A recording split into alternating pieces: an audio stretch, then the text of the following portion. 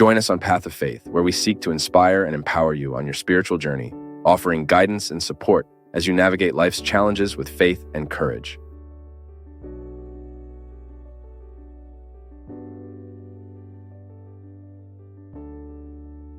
Father, I am Catholic. I have been widowed for 9 years. And whenever something bad, some problem is about to happen to them, I have dreamed a lot from my husband, and in the dream, he tells me that my children need me. This situation has bothered me a lot. I would like to know what you think about it. We need to take a distance sometimes when it comes to the dream. What we have with those who have died. The messages we receive from these people. Even because our Christian faith does not allow us. Within the context of what we'll learn. From what we know. What the Church teaches us. We live communion with the saints. We live communion with the saints. So all those who have died participate in this communion. But the Church does not believe in this communication with the dead. We respect those who believe this way. So we have a way to interpret often what we call each other's message to us through dreams. Science has evolved a lot to understand dreams. We already have a very interesting arsenal for us to be able to make an analysis of why we dream. Why realities come to us through dreams that are nothing less than revelations of the unconscious. What does psychology teach us? That when we sleep, our unconscious becomes more active. It begins to bring out what we consciously cannot say and not even try. So often, the dream is a voice of the unconscious telling us what we often say too. You, for example, know that the father was extremely concerned about the children. So it is natural for you to have dreams in which he is worried. These are records that you have. The lady assimilated her husband as a man who always worried about her children. That was the experience. And what a beautiful experience you had. From a husband who was always very present in the lives of the children. I don't know how much involvement you have with these children, but it may be that at some point in your life, you have assimilated it. He worries more than me. So now, with him absent, it is a way you have to tell you what you would like to hear. I say again, we respect those who believe different, those who believe in this communication. But as we do not believe, we can also understand these dreams as signs that help us think of our posture. What we can't do is allow them to determine our reality. So, because I dreamed, let's say my father died in a moment of much suffering, and from time to time these dreams occur to me. My father died, and I saw my father dying. My father had died of a pulmonary embolism, a horrible respiratory failure, and I was next door. So my father's agony was very marked on me. And of course, that record of seeing my father passing on in that agony was recorded in me for many years. So, from time to time I had dreams that my father was agonized, sad, terrified of death. So if I wanted to read different from the one I'm doing, I could say, oh, my father is not in a good place in eternity. He's suffering. It's like that. It's okay. Praying for those who have died is one thing. Now, we are creating situations for us to be able to. It's like we were undermining our peace, isn't it? Because what can I change in the reality of my father? But unfortunately, because I have records of that death that stayed in my unconscious, when I sleep while I'm awake, I can even control. I won't think about it now. I will replace that bad image of my father's death with good memories throughout his life. And I do this because my conscious is a tool that helps me. The conscious, this reality that I am now. I'm aware of my moment, so I have all the resources of this consciousness. I'll think wisely. I'll think with rationality. I'll put it no. The dead do not come back. The dead will not be able to do anything here now.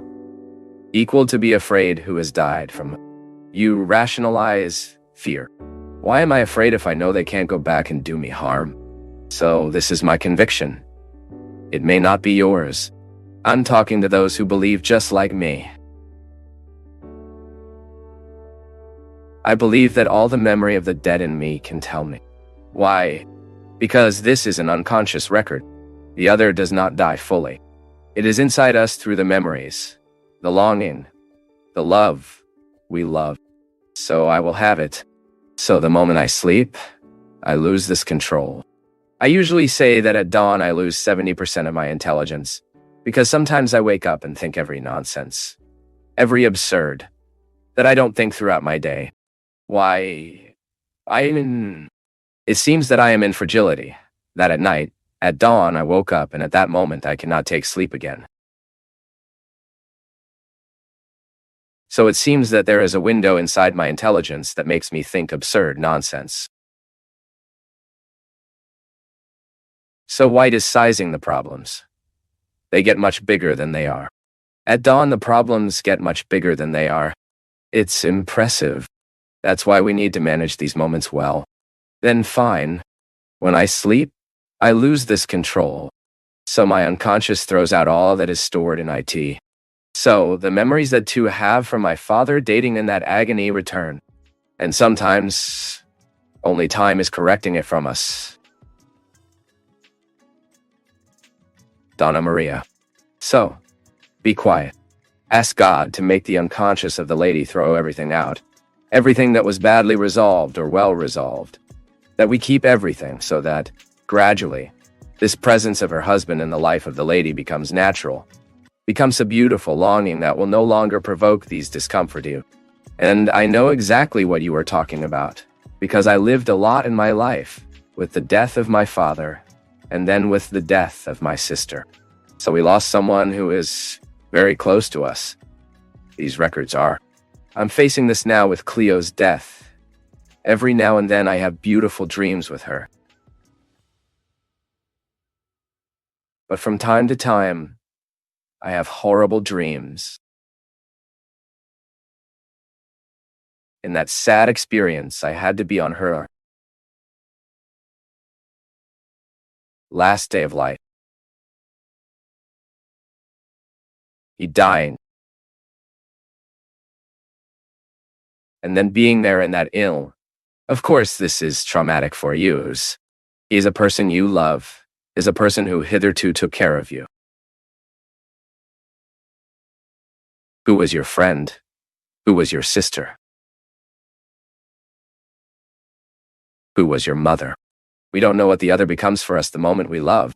It gets big inside us. So today I also have, many times, awake in the middle of the night with dark nightmares with Cleo.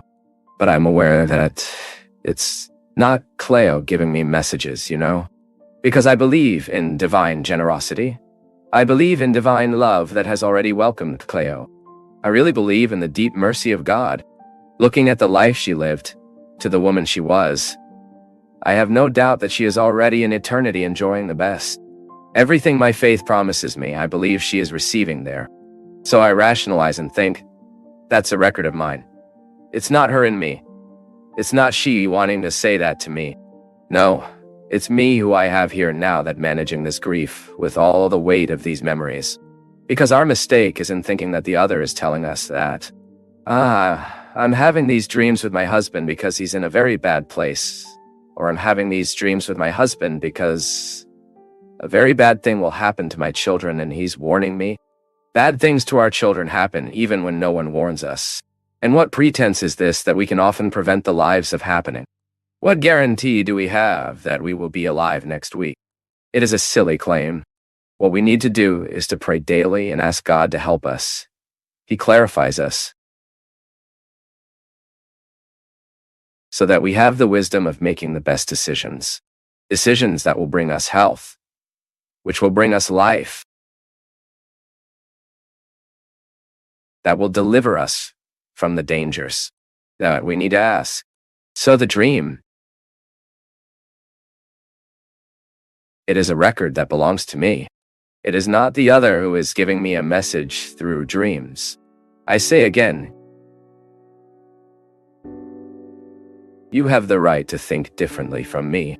You have the right to believe different from me. This is how I believe. This is the perspective that Christianity gives me. Catholicism, in a special way. Catholicism tells me that I am telling you what the Church teaches us, that dreams in line with science are records of the unconscious.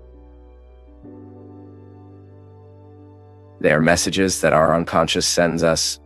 Okay, you can give this dream a mystical dimension, but it can never allow it to be a determination of the one who died over your life.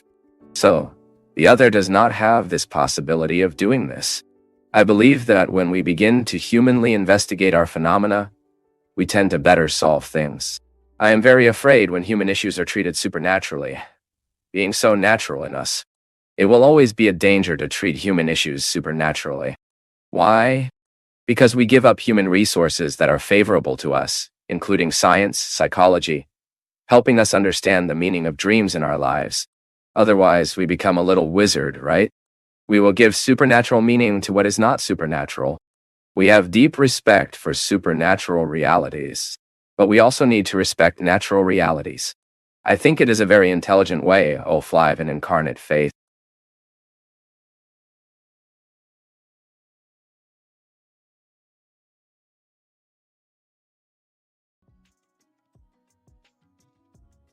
As we come to the end of our time together on Path of Faith, we invite you to continue the conversation in the comments section below.